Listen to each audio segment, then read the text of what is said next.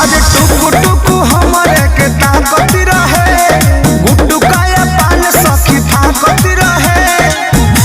आ गईनी हम होकरा मीठी मीठी बात